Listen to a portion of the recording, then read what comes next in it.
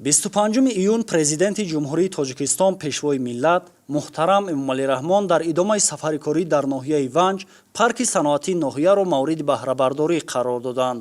Парки саноатӣ дар масоҳати умумии 788 метри мураббаъ доман густурда дар маҷмӯъ 6 корхонаи хурди истеҳсолиро дар бар мегирад, ки фаъолияти онҳо ба истеҳсоли маҳсулоти макарон, бандубасти маҳсулоти лӯбиёгӣ, коркарди равғани чормағз, коркард ва бандубасти меваи хушк, истеҳсоли собун ва дару тирезаҳои пластикӣ равона шудааст.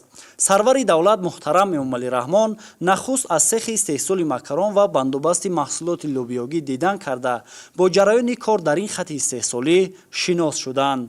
коргоҳи мазкур дар доираи татбиқи ҳадафи чоруми миллӣ саноатикунонӣ бо суръати кишвар рӯи даст гирифта шуда, дар он техникаю технологияҳои насли нав васлу насб гардидааст. Таҷҳизоти коргоҳ истеҳсоли ширкатҳои бонуфузи ҷаҳонӣ буда, нерӯи барқро кам истифода мекунанд.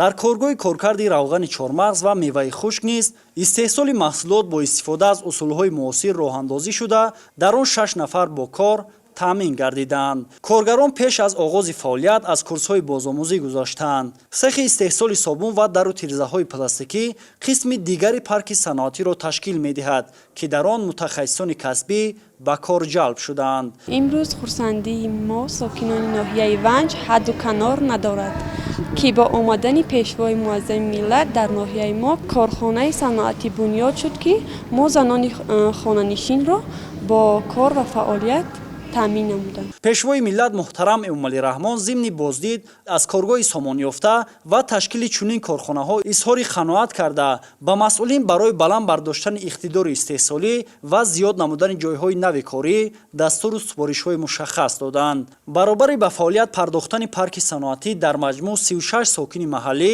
бо кор таъмин мешаванд. қобил ба зикр аст, ки ноҳияи Ванҷ дар вилояти мухтори Кӯҳистони Бадахшон аз минтақаҳои аграрӣ ба ҳисоб рафта дар истеҳсоли маҳсулоти кишоварзӣ мавқеи назаррас дорад.